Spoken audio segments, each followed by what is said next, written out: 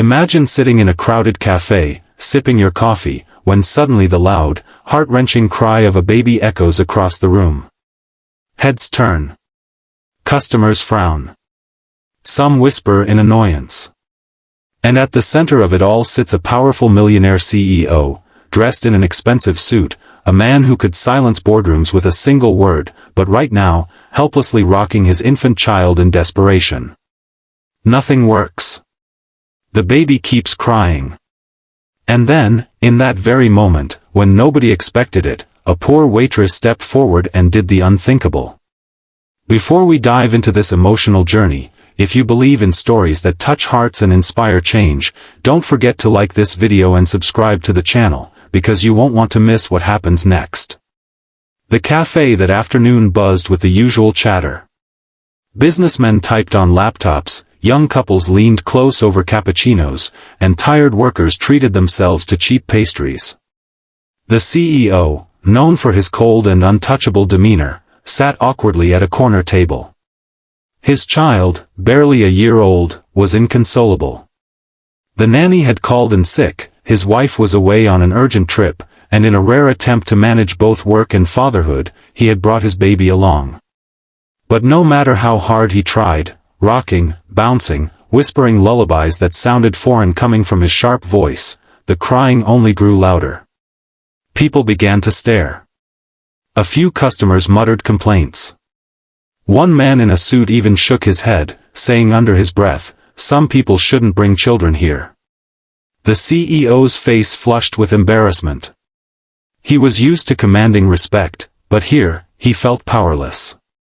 The baby's tiny fists clenched, tears streaming down, cries piercing the air. That's when Anna, the young waitress, noticed. She was barely 21, dressed in a faded uniform, her sneakers worn thin from endless shifts. She had grown up with very little, raised by a single mother, working 2 jobs just to keep the lights on. But she had one gift: patience with children. Her younger siblings often called her the baby whisperer. And now, she couldn't ignore the sight of this powerful man struggling like any ordinary parent. At first, she hesitated. What if he snapped at her? Rich people like him often look down on workers like her. But when she saw the pain in his eyes, the helplessness he was trying so hard to hide, she gathered her courage and walked over. "Excuse me, sir," she said softly, "may I try?" The CEO looked up, startled. He almost refused, pride rising in his chest. But one glance at his baby's red, tear-streaked face broke down his defenses. He nodded. Gently, Anna lifted the child into her arms. Her touch was careful, almost magical. She hummed a soft tune, an old lullaby her mother used to sing when the electricity was cut and they sat together in the dark. Slowly, the baby's cries quieted. The little one snuggled into her shoulder, hiccuping softly before drifting into calm, peaceful sleep. The cafe grew silent. Customers who had been annoyed now watched in awe.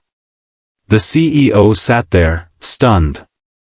This waitress, someone he might have overlooked in any other setting, had done what he could not. For the first time in years, he felt small. Human. "Thank you," he whispered, his voice breaking. Anna smiled. Babies don't care about money or power. They just need love. Her words struck him deeper than he expected. All his life, he had measured success in numbers, contracts, skyscrapers with his name on them. But here was a girl who owned nothing, yet held a wisdom his wealth could never buy. As the day went on, Anna continued her work, thinking little of the moment. But the CEO couldn't stop thinking about her.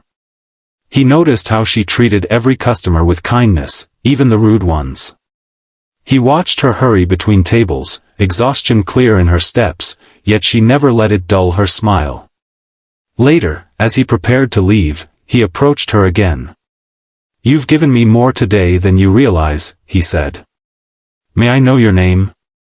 "Anna," she replied shyly. Days turned into weeks. The CEO returned to the cafe often, always with his child. He began requesting Anna's section, not because he needed her to calm the baby anymore, but because he valued the way she made the world feel lighter. Slowly, he learned her story, the long hours, the struggles, the dreams she buried because survival came first. And each time, he found himself more humbled. One rainy evening, as the cafe neared closing time, Anna found him waiting. This time, he wasn't in a suit. He looked human. He told her how he had grown cold chasing success, how he had missed the simple joys of life, even the warmth of holding his child without thinking about meetings or deals. And then he said something that made Anna's eyes widen. "I want to offer you something, not charity, but an opportunity. You once told me you dream of studying early childhood education. Let me help make that happen. The world needs more people like you." Tears filled Anna's eyes. She had never imagined someone like him would see her, truly see her, beyond the uniform and the tired smile. She accepted, not for herself alone, but for the chance to one day build a life where children, especially those born into hardship, would always feel loved. The CEO walked away from that cafe a changed man. He had come in as a millionaire who thought he owned the world, but he left understanding that sometimes, the richest lessons come from the most unexpected teachers. And as for Anna, she continued working, saving, and studying, her life slowly transforming. The memory of that crying baby and the choice she made reminded her.